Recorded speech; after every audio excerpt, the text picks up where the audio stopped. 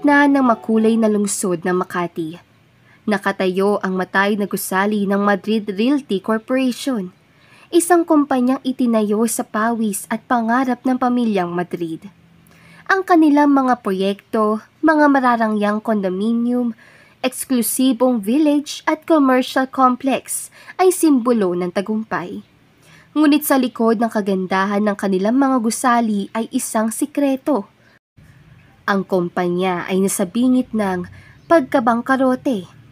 Si Adrian Madrid, 30 taong gulang, ay ang nag-iisang anak ng mga Madrid. Siya ay isang arkitekto na may matalim na isip, malalim na pagmamahal sa sining ng pagdidisenyo, at isang kagandahang panglalaki na hinintay ng maraming kababaihan. Guwapo, sopistikado, at may ugaling gentleman, si Adrian ay hinintay din ng kanyang mga magulang na ipagpatuloy ang pamana ng pamilya. Ngunit isang gabi, sa loob ng malawak na opisina ng kanyang ama, natuklasan niya ang tunay na kalagayan ng kanilang negosyo. Adrian, anak, kailangan natin pag-usapan ito. Panimula ni Don Ricardo Madrid, ang kanyang ama. Habang nakaupo sa kanyang letter chair, ang kanyang muka ay puno ng pag-aalala. Ang mga mata ay may bakas ng pagod. Sa tabi niya ay si Doña Margarita, ang ina ni Adrian. Natahimik, ngunit malinaw ang tensyon sa kanyang ekspresyon. Ano po ito, Papa? Tanong ni Adrian, bagamat may kutob na siya sa darating na usapan. Nakaupo siya sa tapat ng kanyang ama. Ang kanyang mga kamay ay nakapatong sa mesa. Ang kumpanya. Hindi na natin kayang panatilihin itong na mag-isa. Sabi ni Don Ricardo. Ang boses ay mabigat. Ang mga utang, ang mga proyektong natigil, kailangan natin ng tulong, anak. Si Adrian ay napatitig sa ama. Alam niya na mahirap ang sitwasyon, ngunit hindi niya inasahan na ganito na kalala. May paraan pa tayo, Papa? Ano ang gagawin natin? May paraan, sabi ni Doña Margarita, na ngayon ay tumayo at lumapit sa anak. Ang kanyang boses ay malambot, ngunit may diin. Ang pamilya ni Don Eduardo Villarosa. Alam mo ang Villarosa Realty, di ba? Sila ang sagot sa problema natin. Ang pangalan ng Villarosa ay parang kampana sa isipan ni Adrian. Ang Villarosa Realty ay isa sa pinakamalaking kumpanya sa larangan ng real estate at dating karibal ng Madrid Realty. At paano po sila makakatulong? Tanong niya, bagamat may bahid ng pag-aalala sa kanyang tono. Sa pamamagitan ng kasal. Diretso ang sagot ni Don Ricardo. Ang mga mata ay nakatuon kay Adrian. Ikinakasal natin ang kumpanya sa kanila. At ikaw, anak, ang magpapakasal sa kanilang anak na si Cassandra. Ang katahimikan ay bumalot sa silid. Si Adrian ay natigilan. Ang kanyang mga mata ay puno ng hindi makapaniwala. Kasal? Papa, Mama, alam ninyo na hindi ako naniniwala sa arranged marriage. Sabi niya. Ang boses ay may halong galit at pagkabigla. Hindi ko pa nga nakikita si Cassandra. Paano nyo nasisiguro na magkakasundo kami? Adrian, anak, wala tayong ibang pagpipilian. Sabi ni Doña Margarita. Ang kanyang kamay ay hinawakan ang balikat ng anak. Kung hindi natin gagawin ito, mawawala ang lahat ng hinintay natin. Ang pangalan natin, ang negosyo natin, ang pamana mo. Si Adrian ay napabuntong hininga, ang kanyang mga kamay na humigpit sa kamao. Alam niya ang bigat ng responsibilidad. Ang Madrid Realty ay hindi lamang negosyo, ito ang dugo at pawis ng kanyang mga magulang, ang pangarap na hinintay nila mula pagkabata niya. Sa kabila ng kanyang pag-aatubili, wala siyang ibang paraan. Sige po, sabi niya, halos pabulong. Kung ito ang paraan para maligtas ang pamilya, gagawin ko. Sa kabilang bahagi ng lungsod, sa isang marangyang mansyon sa Forbes Park, nakatira si Cassandra Villarosa, ang nag-iisang anak na babae ni na Don Eduardo at Doña Teresa Villarosa. Sa edad na 25, si Cassandra ay kilala bilang isang socialite. Maganda, may estilo at may reputasyon bilang isang mean girl. Siya ay nagtapos ng kolehiyo sa isang prestihiyosong universidad, ngunit hindi nagtatrabaho. Umaasa lamang sa mayaman ng kanyang mga magulang. Ang kanyang buhay ay puno ng mga party, mamahaling damit, at paglalakbay sa ibang bansa. Ngunit ang tunay na hinintay ng kanyang puso ay si Marco, ang kanyang bad boy boyfriend na hindi kailanman inaprubahan ng kanyang pamilya. Isang umaga, habang nag-aayos ang kanyang makeup sa harap ng malaking salamin sa kanyang kwarto, ipinatawag siya ng kanyang mga magulang sa kanilang opisina sa bahay. Cassandra, kailangan natin mag-usap. Panimula ni Don Eduardo, ang kanyang ama, habang nakaupo sa isang malaking mesa na gawa sa mamahaling kahoy. Si Doña Teresa ay nasa tabi niya. Ang mukha ay seryoso, ngunit may bakas ng pag-aalala. Ano na naman po, Papa? Tanong ni Cassandra. Ang tono ay may bahid ng inip habang inaayos ang kanyang buhok. Kung tungkol na naman ito kay Marco, sinabi ko na po. Hindi ito tungkol kay Marco. Putol ni Don Eduardo. Ang boses ay may diin.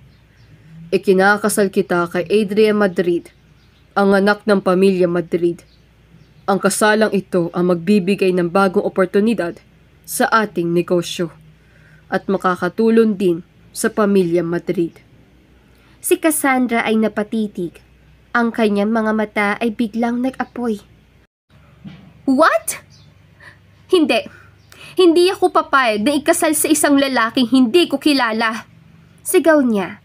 Ang kanyang kamay ay humigpit sa kamao. At paano si Marco? Mahal ko siya, Papa. Hindi ninyo ako mapipilit. Cassandra, wala kang karapatang tumanggi. Sabi ni Doña Teresa, ang boses ay malamig, ngunit may otoridad. Kung hindi ka papayag, tatanggalan ka namin ng suporta. Wala kang pera, wala kang mga luho. Ikaw ang magdedesisyon. Ang mga salita ng kanyang ina ay parang punyal sa puso ni Cassandra.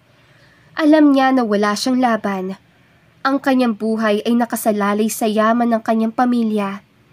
Ang mga credit card, ang mga mamahaling bag, ang mga biyahe sa Paris at Milan. Ngunit sa kanyang isipan, isang plano ang nabuo.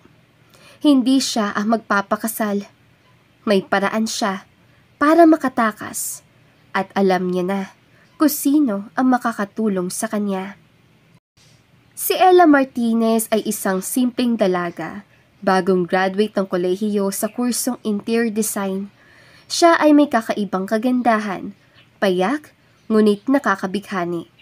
Lalo na ang kanyang mga mata na kulay abo, na parang may sariling kwento sa bawat sulyap. Kung titignan mo siya, parang ayaw mo nang magpikit. Si Ella at Cassandra ay magkaibigan mula kolehiyo, ngunit magkaiba ang kanilang mundo.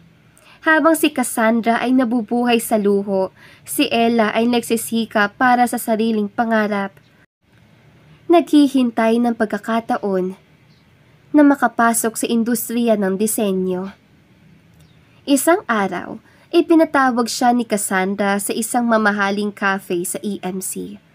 Habang umiinom ng ice latte, si Cassandra ay diretso sa punto. Ella, kailangan ko ng tulong mo. Sabi niya, ang mga mata ay kumikislap na may plano. Ano yun, Cass? Tanong ni Ella, na medyo nag-aalala sa tono ng kaibigan. Nakaupo siya sa tapat ni Cassandra. Ang kanya simpleng damit ay kakaiba sa mamahaling outfit ng kaibigan. Ipapakasal ako sa isang lalaki na hindi ko gusto. Sabi ni Cassandra, ang boses ay puno ng determinasyon. Pero may paraan para hindi ako magpakasal. Ikaw ang magpapakasal sa araw ng kasal, Ella. Isusuot mo ang wedding gown, tatakpan ng belo ang mukha mo, at sasabihin mo lang ang I do. Pagkatapos, ako na ang bahala sa reception. Babayaran kita ng malaki, Ella. Alam ko kailangan mo ng pera para sa pangarap mo. Si Ella ay natigilan. Alam niya na hindi ito tama. Ang ideya ng pagpapanggap bilang nobya ay labag sa kanyang prinsipyo. Ngunit ang alok ni Cassandra ay isang pagkakataon. Ang pera ay makakatulong sa kanya upang simulan ang kanyang career. Mababayaran niya ang kanyang mga utang sa kolehiyo, makakabili ng mga kagamitan para sa disenyo, at magkakaroon ng pundasyon para sa kanyang hinihintay na negosyo. Pagkatapos sa mahabang pag-iisip, tumango siya. Sige, Cass. Pero pagkatapos ito, wala na akong kinalaman, ha? Deal. Ngiti ni Cassandra. Alam na malapit na siyang makatakas. Basta gawin mo lang ang sinasabi ko. At ako na ang bahala sa lahat. Dumating ang araw ng kasal. Isang engranding seremonya sa Santuario de San Antonio sa Forbes Park. Isang simbahan na kilala sa mga mararangyang kasalan na may elitista. Sa loob ng simbahan ay pinalamutian ng mga puting rosas, orchids at kristal na chandelier na nagbigay na parang panaginip na ambience. Ang mga bisita ay mga kilalang personalidad, mga negosyante, politikong mataas ang ranggo, at mga kaibigan ng parehong pamilya. Ang lahat ay hinihintay ang pag-iisang dibdib ng dalawang makapangyarihang pamilya sa industriya ng real estate. Si Adrian, nakasuot ng isang itim na taksido na hinintay ng kanyang ina, ay nakatayo sa altar. Ang kanyang puso ay mabigat. Hindi niya gusto ang ideya ng arranged marriage, ngunit para sa kanyang pamilya, handa siya magsakripisyo.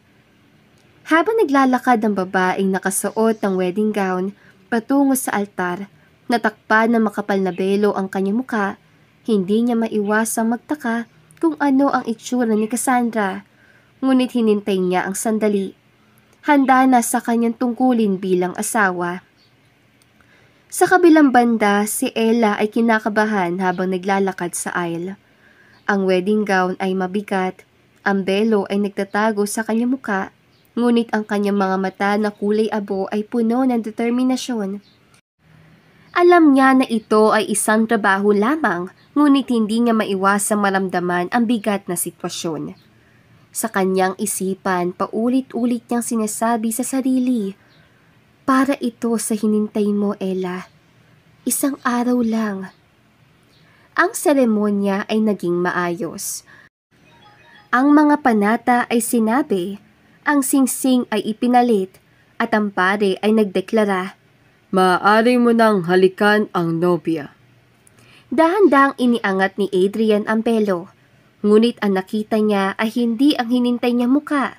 Sa halip, isang pares sa mga mata na kulay abo ang tumitig pabalik sa kanya, mga matang parang may sariling liwanag na nagpa-freeze sa kanya sa sandaling iyon. Si Ella, ang babaeng nasa harap niya, ay nagbigay ng isang maliit na ngiti, puno na pag-aalala, ngunit may kakaibang init. Sino ka? Bulong ni Adrian. Ang kanyang boses ay puno ng pagtataka at pagkabigla. Ako si Ella. Sagot ni Ella. Ang boses ay mahina, ngunit malinaw. Ako ang proxy bride. Si Cassandra ang tunay na bride. At darating siya sa reception.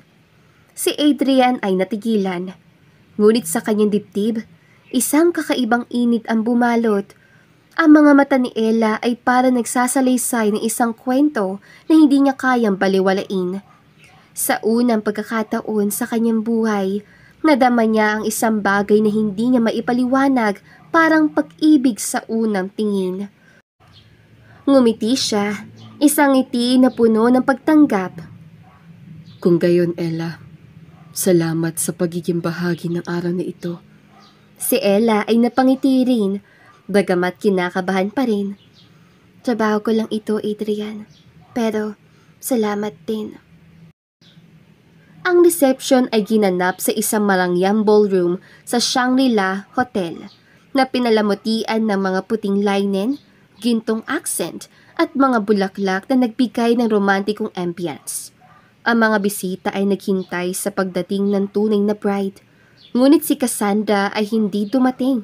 Sa halip, natanggap ni Don Eduardo ang balita na si Cassandra ay tumakas kasama si Marco, ang kanyang bad boyfriend, na nagdadala ng kaguluhan sa mga bisita. Paano ito nangyari? Galit na sigaw ni Don Eduardo, habang si Doña Teresa ay halos mapaiyak sa kahihiyan. Ang anak natin! Cassandra! Anong ginawa mo? Si Adrian na nakaupo sa tabi ni Ella sa head table ay hindi makapagsalita. Sa kabila ng eskandalo, ang kanyang puso ay nasa babaeng nasa tabi niya. Si Ella na ngayon ay nahihiya, ngunit nanatiling kalmado. Ang kanyang mga mata na kulay abo ay para nagbibigay ng katahimikan sa gitna ng kaguluhan. Ella, bakit ka pumayag dito? Tanong ni Adrian, ang mga mata ay puno ng pagtataka at paghanga. Hindi ba mahirap para sa iyo na magpanggap sa ganitong sitwasyon? Si Ella ay napabuntong hininga, ang kanya mga kamay ay naglalaro sa laylayan ng kanyang damit. Kailangan ko ng pera, Adrian. Tapat niyang sagot. Bagong graduate lang ako at nangangarap akong maktayo na sarili kong interior design firm. Ang alok ni Cassandra, ito ang paraan ko para makapagsimula. Pero hindi ko inaasahan na magkakaganito. Si Adrian ay ngumiti, isang ngiti na puno ng pag-unawa. Alam mo, Ella, kahit kailan hindi ko hinintay na magpapakasal ako sa ganitong paraan. Pero ngayon, pakiramdam ko, ikaw ang hinintay ko. Ang mga salita ni Adrian ay nagpabilis ng tibok ng puso ni Ella. Sa gitna ng kaguluhan, ang kanilang mga mata ay nagtagpo at doon sa harap ng mga bisita, isang bagong kwento ang nagsimula. Ang mga bisita na ngayon ay unti-unting napagtanto ang nangyari ay nagsimulang magbulungan. Ngunit para kina Adrian at Ella, ang mundo ay parang sila lang dalawa. Matapos ang eskandalo sa kasal, nagdesisyon ang pamilya Villarosa na ipagpatuloy ang pamumuhunan sa Madrid Realty. Ngunit may kondisyon. Si Cassandra ay ipapadala sa New York upang magtrabaho sa isang sangay ng kanilang negosyo. Kailangan mo matuto, Cassandra. Sabi ni Don Eduardo, ang boses ay puno ng disiplina. Kung ayaw mo sundin ang plano natin, magtatrabaho ka para sa sarili mong pera. Si Cassandra, bagamat galit, ay walang nagawa kundi sumunod. Ang kanyang mga luho ay tinanggal at si Marco na inaasahan niyang susuportahan siya ay biglang nawala nang wala na ang pera ng pamilya Villarosa. Sa kabilang banda, ang pamilya Madrid ay nagpasalamat sa pamumuhunan ng mga Villarosa at ang kanilang negosyo ay unti-unting nakabangon. Samantala, si Adrian at Ella ay nagpatuloy sa kanilang kasal. Sa una, ito ay para lamang mapanatili ang itsura sa harap ng publiko, ngunit habang tumatagal, ang kanilang pagmamahal ay lumalalim. Si Adrian ay hinintay sa simpleng kagandahan ni Ella. Sa kanyang talino at sa kanyang pangarap na magtagumpay sa sariling paraan. Si Ella naman ay natuto magmahal kay Adrian na hindi lamang gwapo, kundi may malalim na puso at dedikasyon sa kanyang pamilya. Isang gabi, habang naglalakad sila sa isang park malapit sa kanilang bagong tahanan, hinawakan ni Adrian ang kamay ni Ella. Ella, alam mo, noong una, natakot ako sa ideya ng kasal na ito. Sabi niya, ang boses ay puno ng sinseridad. Pero na makita kita sa altar, kahit hindi kita inasahan, Parang sinabi ng puso ko na ikaw ang hinihintay ko. Si Ella ay napangiti. Ang kanyang mga mata na kulay abo ay kumikinang sa ilalim ng mga ilaw ng parke. Adrian, hindi ko rin inasahan na magkakaroon ako ng ganitong nararamdaman. Pero sa bawat araw na kasama kita, mas lalo kong nararamdaman na tama ang desisyon ko. 1 taon pagkatapos ng kanilang kasal, nakatanggap na magandang balita sina Adrian at Ella. Sila ay magkakaroon ng kambal. Ang balita ay nagdala ng kagalakan sa parehong pamilya, lalo na kina Don Ricardo at Doña Margarita, na ngayon ay nakabangon na ang kanilang negosyo salamat sa pamumuhunan ng mga Villarosa. Kahit ang pamilya Villarosa na unang nagmalaki sa eskandalo ay natutong tanggapin si Ella bilang bahagi ng kanilang pamilya. Si Ella, sa tulong ni Adrian, ay nagtayo na sariling interior design firm. Ang kanyang mga disenyo ay naging usap-usapan sa industriya at ang kanyang negosyo ay umusbong ng mabilis. Si Adrian, sa kabilang banda, ay nagpatuloy sa pagdidisenyo ng mga gusali para sa Madrid Realty. Ngunit ngayon ay may bagong inspirasyon, ang kanyang asawa at ang kanilang hinihintay na mga anak. Sa isang tahimik na gabi, habang nakaupo sina Adrian at Ella sa balkonahe ng kanilang bahay na may tanawin na mga bituin, hinawakan ni Adrian ang kamay ni Ella. Ella, hindi ko inasahan ng isang kasal na hindi ko gusto ay magdadala sa akin ng tunay na pag-ibig. Sabi niya, ang mga mata ay puno ng pagmamahal. Ngumiti si Ella. Ang kanyang mga mata na kulay abo ay kumikinang sa ilalim ng buwan. At hindi ko inasahan ng isang plano para makatulong sa isang kaibigan ay magdadala sa akin sa lalaking mamahalin ko habang buhay. Sa ilalim ng mga bituin, naghalikan sila. At ang kanilang pag-ibig ay naging patunay na kahit sa mga hindi inaasahang pagkakataon, ang tunay na pag-ibig ay makakahanap ng paraan. Ang kwento ni na Adrian at Ella ay naging inspirasyon sa marami. Ang Madrid Realty ay muling umusbong at ang interior design firm ni Ella ay naging isa sa pinaka-prestiyoso sa bansa. Ang kanilang kambal, sina Mona at Mocas, ay nagdala ng bagong liwanag sa kanilang pamilya.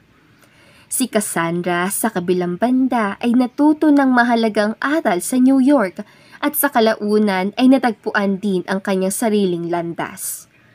Ang pag-ibig ni na Adrian at Ella ay naging simbolo ng pag-asa at pagbabago. Kahit nagsimula ang lahat sa isang arranged marriage at isang plano na puno ng panlilinlang, ang kanilang puso ay nagtagpo sa tamang oras, sa tamang lugar.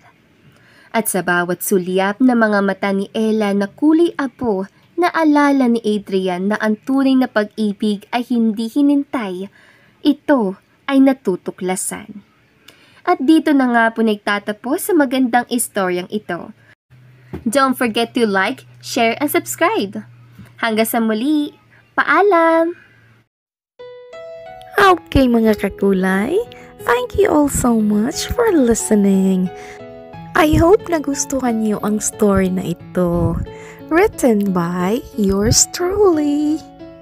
Maraming salamat po talaga for the love and support here sa Kulay TV. Thank you to our narrator, Miss Crystal. This is Ethel McMenamin, Kulay TV creator, saying, bawat buhay ay may kulay. Thank you and take care. Dagan kayong salamat. See you sa next story.